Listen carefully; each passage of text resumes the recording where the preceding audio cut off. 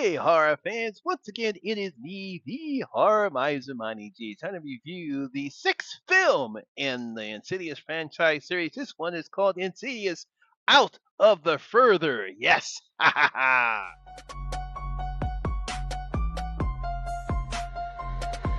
Y'all ready for this?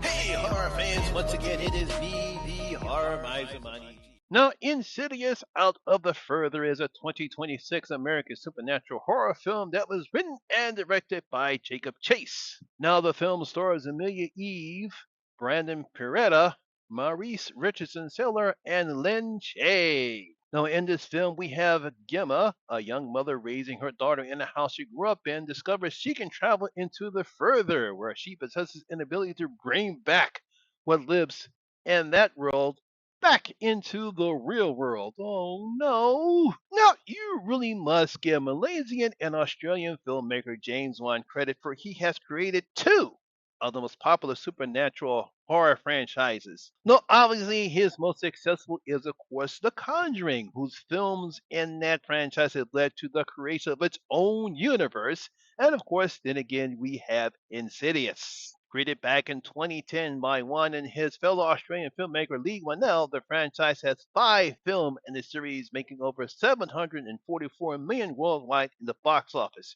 Yes, people love Insidious franchise. Now, while the first two films, along with the fifth film, The Red Door, dealt with the Lambert family and their supernatural adventures, the main focus of this franchise is psychic medium and parapsychologist Elise Rayner, played by veteran actress Lynn Shay, and we love Lynn Shay for the role she has done with Elise. Now, the series introduced us to the astral dimension that she calls the Further. It's a realm that is inhabited by ghosts of the dead who can't find peace, along with benevolent entities and powerful demons like our favorite, the Lipstick Demon. And now, American filmmaker Jacob Chase brings us his latest project and sixth film in the series, Insidious Out of the Further. Now, after a very creepy and long prologue, we're introduced to Gemma Hall, a young dental hygienist and single mother raising her daughter Maya in the same house that she grew up in.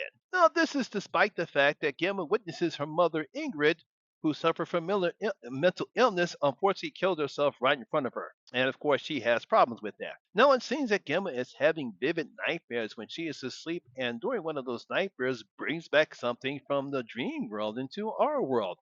Wait a minute, we've seen this before, haven't we? Are we getting Nightmare on Elm Street vibes here? It's possible. Now, after barely escaping another vivid nightmare in the dental office thanks to an assistant release, Gemma learns that she has what Elise calls a courier, an ability to astral project into the further and bring something back from the further into the real world. Yes, kind of like what happened on the Nightmare on Elm Street series.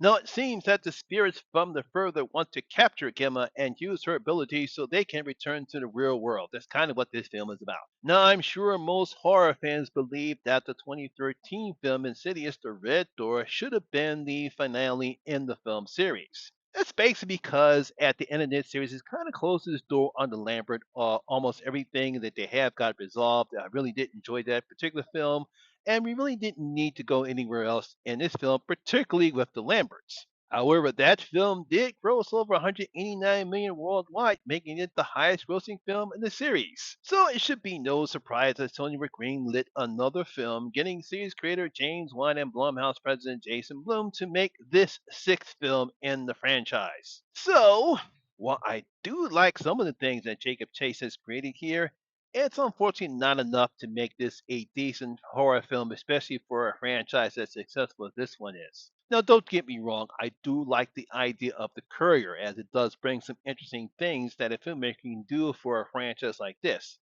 My only problem is, unfortunately, that we've seen this before in the first film of the Nightmare on Elm Street series. It's not the first time when we have someone that has the ability to enter the dream world and then bring something back. It's just that this here is the further, and Gemma has the ability to bring something from that world into the real world. So, yeah, like I said, it does bring some interesting concepts that a filmmaker can do, but like I said, there's nothing original here. Now, Jacob does do a couple interesting things with disability that I did like. One with the pillow fort that Maya and her built that we saw earlier in the film, and especially the one in the dental office because I'm pretty sure people freaked out over some of those shots. I mean, that whole scene in the dental office is creepy, disgusting, dark, and quite frightening. I do love what Jacob does in that particular film. He actually shows why the further is fearful, why it's crazy, it's dark, it's disgusting, and he really did a good job. It's one of the best scenes in the whole film. I mean, it just shows once again that the further isn't a place that I never want to visit, let alone bring something back, and Jacob does a good job in showing how scary that place can be. However, the problem here is that we spend so much time going back and forth from the further to the real world. The further has no longer become the scary place that it was in the first two films. I mean, let's be honest. One of the best things I liked about this franchise is the fact that the further is a scary place.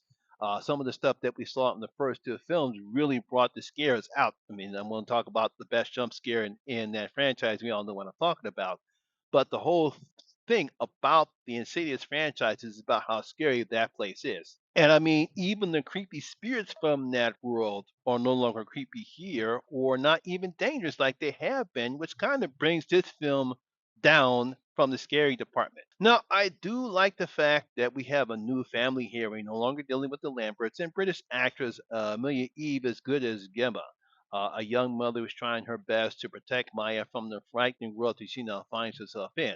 I thought she did a fantastic job of showing her fears, her strengths, and her desire to get rid of what's happening here and protect her daughter at the same time. Now, also, there's some secret that she's hiding as well, but she does a good job all around. I really liked her performance here. Now, I really did enjoy child actress Eileen Austin, who plays Maya as a young girl who loves her mother, is curious about her grandmother, but she doesn't do it as annoying like some child actors do in a horror film. I thought she did a great job playing Maya. And of course, as always, it's nice seeing veteran actress Lynn Shay, as she always does a great job playing Elise. I just wish we could have seen more of her in this particular film, but when she's on the screen, we just love it. You can't get enough of Elise. No, I have nothing against Macy Richardson Sellers, who plays the medium Claire, but I do miss Bex and Tucker as I enjoyed their back and forth. That's kind of what the role she's in this particular film kind of fills that void. And she's okay, but you just do miss Bex and Tucker. Now, as for the villain of this film, Cyrus is okay, and we do understand his motivations. However, he loses the creep factor by the time we get to the third act of the film. Speaking of the third act, some reveals that do take place in the third act of the film, one of them involving what really happened to Gemma's mother, and a secret involving Maya, which was quite predictable and really don't add anything to the film. It's like, okay, well, I saw that one coming a mile away. And then we see what Secret Dev reveals about Maya. Yep, saw that one coming a mile away too. And now, as I stated earlier, what made Insidious creep is about how creepy and scary their further was, and the fact that Jacob does a good job in some aspect, but fails in others when it comes to that realm. It's like this. When I first saw Insidious, especially Insidious in 2, some of the stuff that happened about with the creepy ghost, the reveals about what Dalton can do, what Josh can do, and what happened in the second film. Those films were fantastic. Unfortunately, here we get some aspect of that, but just not enough. So overall, this film, while it does have those moments, doesn't do enough to make this stand out from the other film in the series. It kind of will depend upon the box office when they want to continue this series as well. But for me, I don't know where they're going to go with this one. So I'm going to give Insidious Out of the Further only two of the miser's five bloody gold coins. Like I said before, there's some good stuff in this particular film. Acting was pretty good.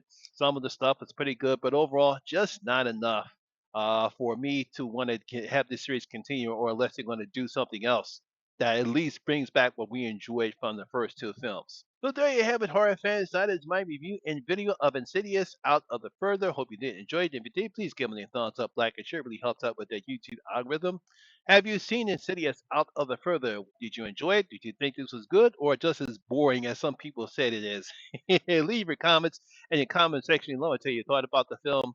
Also, if you're new here, please hit that subscribe button, ring that notification bell. That way you'll be notified anytime when I put a new video such as this one. Once again, my name is Lamont Smith, better known as the Horror Mizumani G, and always remember horror rules. And I see you in my next video. You guys stay safe out there.